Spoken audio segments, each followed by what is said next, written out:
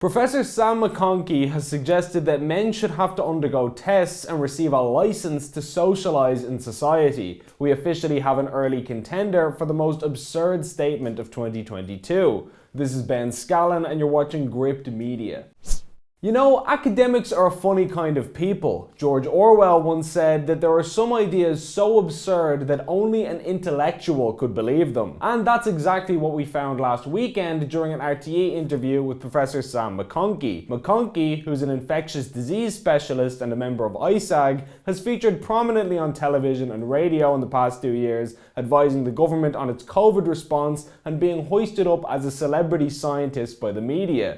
Notably, this was the same Sam McConkey who predicted that 80 to 120,000 Irish people could die from COVID, a figure which the government said it took seriously and which likely set the COVID lockdowns in motion. So this guy has a lot of influence within official Ireland, which is why he was brought on RTE Radio 1 on Sunday to speak about the horrific and tragic killing of 23-year-old Offaly native Aisling Murphy. This is what he had to say. My view is, to be radical, and I accept this radical, but, you need 12 lessons to learn to drive a car. You need a license to drive a car. You need to do a test.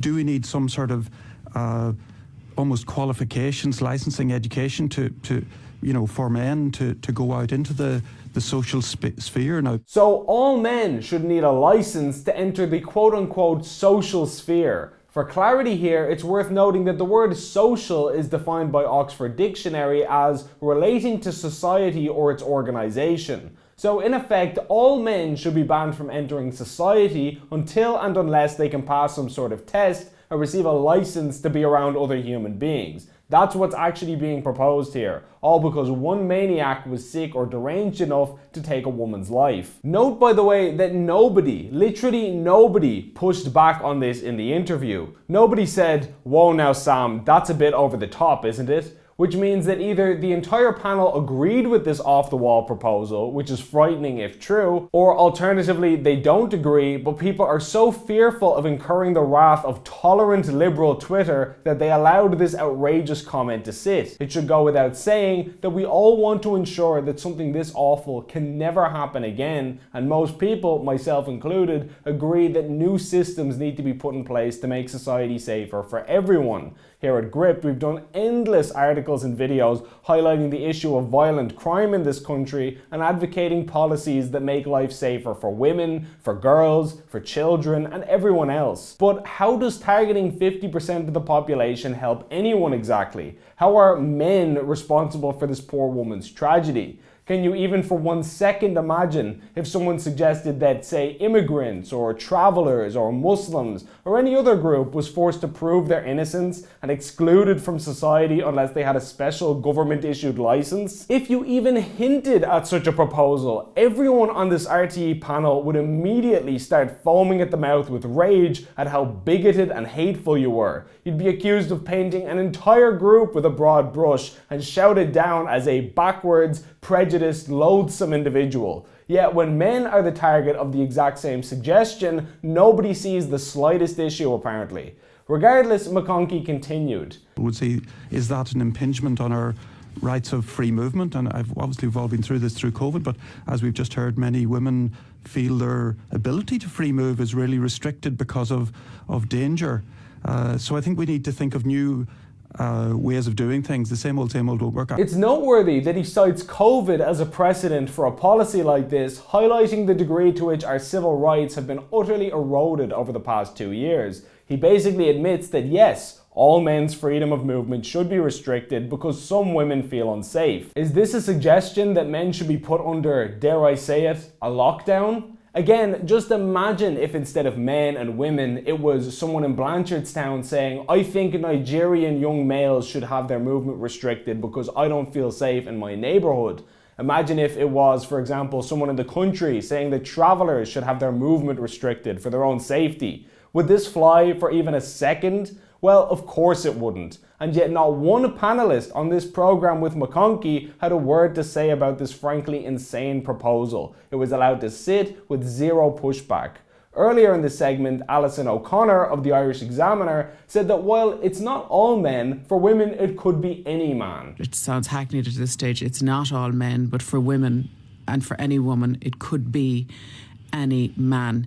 That is to say, if you're a male and you're at home watching this, you have the potential to savagely beat a young woman to death in the street at random. Or if you're a woman, any man you know, your dad, your brother, your husband, your son, could just wake up one day and decide to kill you with his bare hands for no reason. In other words, every male from the age of 9 months to 90 is a violent, murderous psychopath in waiting. It might not come out in all of them immediately, but they all have it lurking under the surface. Again, imagine talking about any other demographic in society in this way. The kind of person who savagely beats another person to death unprovoked is someone who is pathologically lacking in empathy. The fact that they kill another person has less to do with the fact that they are men and more to do with the fact that they are psychotic. It's estimated that around 1% of the population are actual psychopaths. These are people who are physically incapable of feeling empathy for another human being. Not all psychopaths are dangerous, of course. Many of them live fairly normal lives. But for those who are dangerous, there is little that you can say to convince them not to attack others.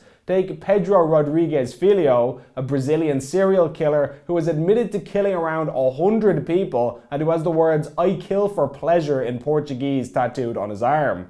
Or take Jeffrey Dahmer, a child-molesting, cannibalistic necrophiliac.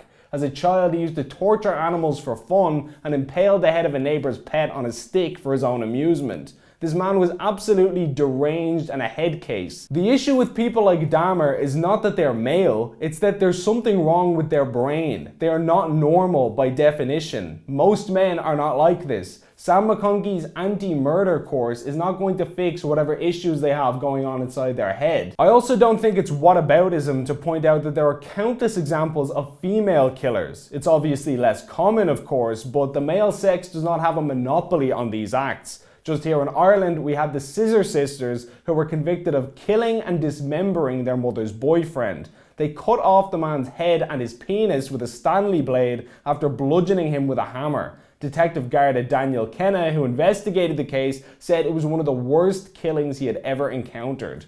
But nobody would attempt to judge all women by this extreme outlier, nor should they. Who would say that these individuals are representative of the female sex at large, or that all women have this potential within them? We have prominent figures in this country pitting half the population against the other half on the back of a woman's death and trying to shoehorn a woke political agenda into a family's tragedy and pain. What we have in Ireland above all else is a violent criminal problem that is destroying lives and families. 81.1% of recorded victims of sexual violence in Ireland are women. 81.6% of murder victims are men, around the same proportion. Both of these are appalling and neither of these get enough attention. The CSO says that women feel less safe at night than men, which is dreadful. It also says that 60% of physical assault victims are men.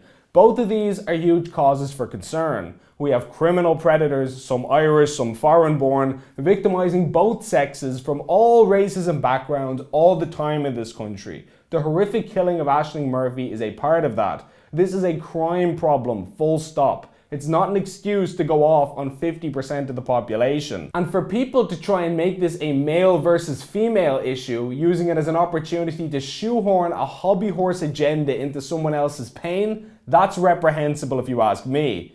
Please like and share this video, and if you enjoyed it, please consider signing up for a monthly donation via the link on screen to help us produce more content like this. Alternative media like Gript needs all the assistance it can get, and every donation goes a long way. As always, thanks for watching.